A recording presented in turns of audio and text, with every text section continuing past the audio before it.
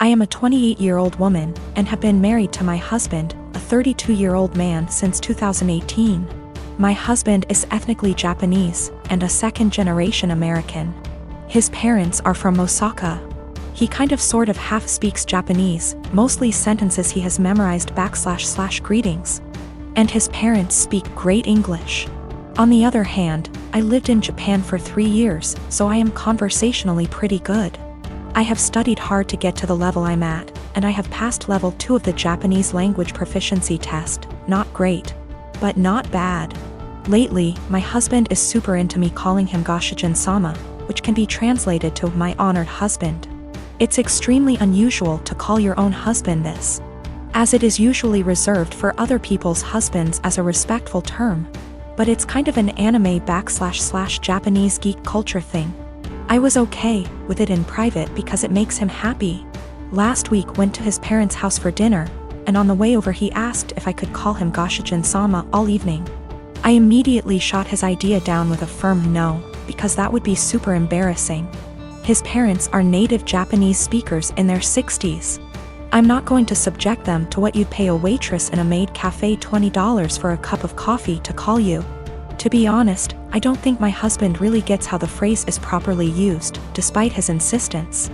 He kept trying to convince me, reminding me that he is Japanese and knows what is proper. Despite the fact that I speak better Japanese than him, but I was having none of it. I just shut down and tuned him out. We got there, and sometime into the night I called his name to ask if he wanted a drink. Despite him being in hearing range, he ignored me. I said it again, and this time he looked at me, gave me this pleading shrug, and then turned back to the TV. I didn't get him a drink and just got myself one. A while later, I said his name again, and he audibly sighed. He told me that he wanted me to call him what I call him at home. To which I responded I would most certainly not be calling him what I call him at home. This was all in front of his parents, by the way. On the car drive home, I told him that I wasn't going to call him Goshijin-sama anymore because he can't draw the line between fun, playful couple stuff and his parents. He has sulked for the past week and I don't even know what to do.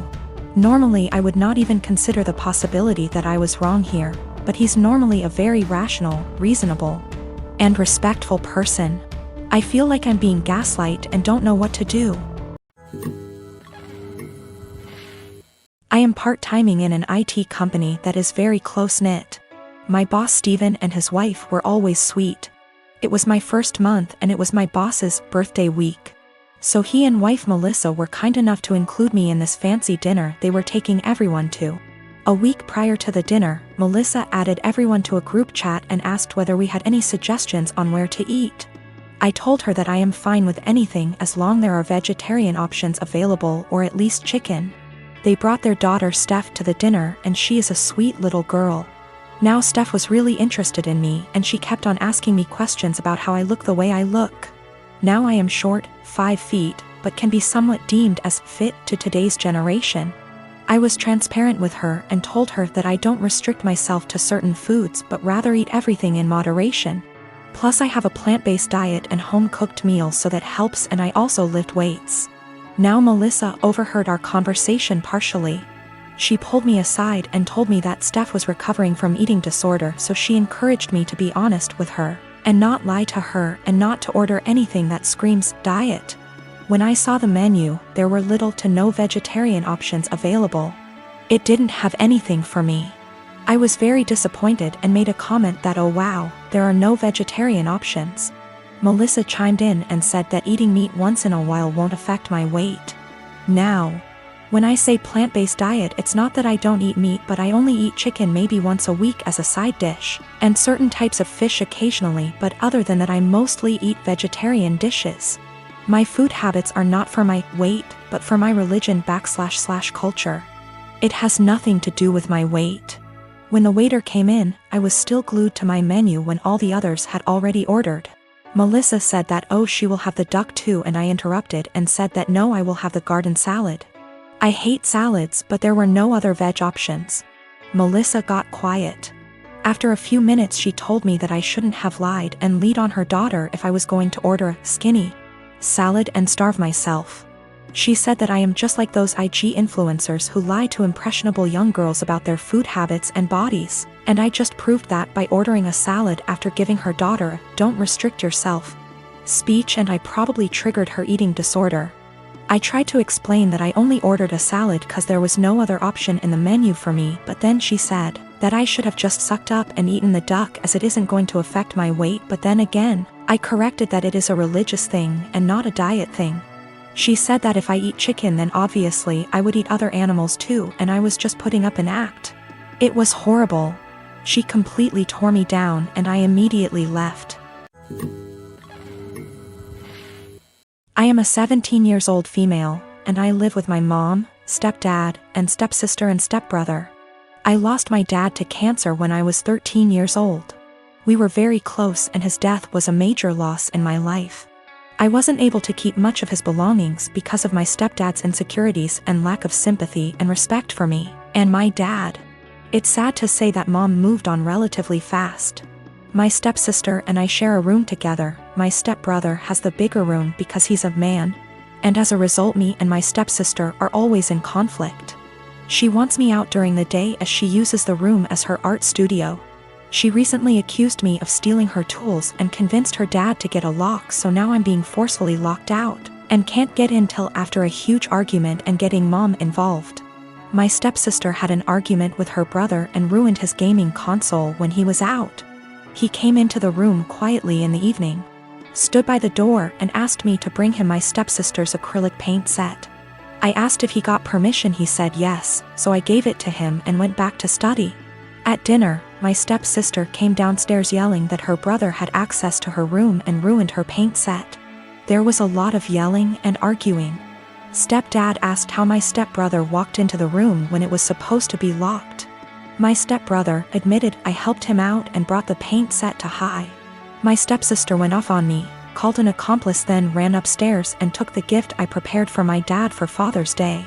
I picked up flowers I planted from our small garden that I take care of by myself, and prepared a nice wooden letter-shaped pot, used my dad's first initial and filled it with the flowers I picked and decorated it with ribbons. It wasn't that good, but it was like a floral letter. I planned to visit his grave and put the gift there. She damaged it to pieces. It was completely ruined. I yelled at her and kept crying.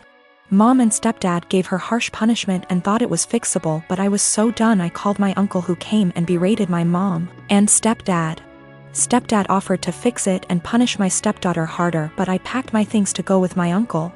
My mom begged me to stay, but I refused and didn't respond when she kept calling saying she did nothing to deserve to be shunned by me and my uncle, who told the family about what happened.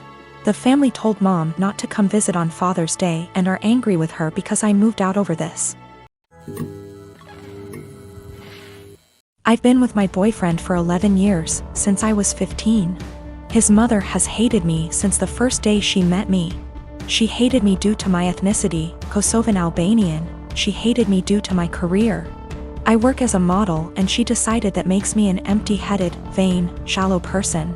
Then when I told her I still planned to go to university alongside my career, she said I was doing it to impress my boyfriend. I've since left uni with a distinction, and her new reason to hate me is I try too hard. She has also insisted I've cheated on him throughout our entire relationship, which is a ridiculous claim. I've never even kissed another man in my whole life. I have zero desire to cheat and never will. Late last year, she attempted to void the insurance on my boyfriend's motorbikes. She tried to do this under my name, so hypothetically, when he was arrested for riding with no insurance and called his insurance company, I'd get the blame. After this happened, my boyfriend and I agreed to cut her out. However, it hasn't stuck.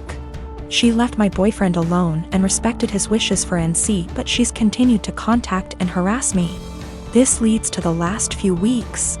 My boyfriend works as a motorcycle test rider, and he got in an awful motorbike crash while working. As such, I now need to care for him. I'm okay with that, and I'm focusing on seeing it as an opportunity for us to get closer. It's been nice, honestly. However, his mother has been awful to me. She's called me litany of terms. From things as tame as stupid to things as awful as a nasty Serbian half-breed. I'm not Serbian, and she's well aware that calling a Kosovan a Serb is offensive. I tried to block her, so she started making new iMessage accounts and began to continuously harass me via those accounts. Then came Friday night. The police turned up at our door. I was pretty confused and was quickly told they were there to do a welfare check as they'd received multiple claims of horrific abuse I was apparently putting my poor boyfriend under. Obviously, they quickly discovered he was fine, albeit grumpy, and they left. I know for a fact it was his mother. Some of the details the police mentioned made that obvious. I'm now at a point where I've realized I literally cannot do this. I'm going to press charges against her for the insurance and harassment. It's a crime in the UK.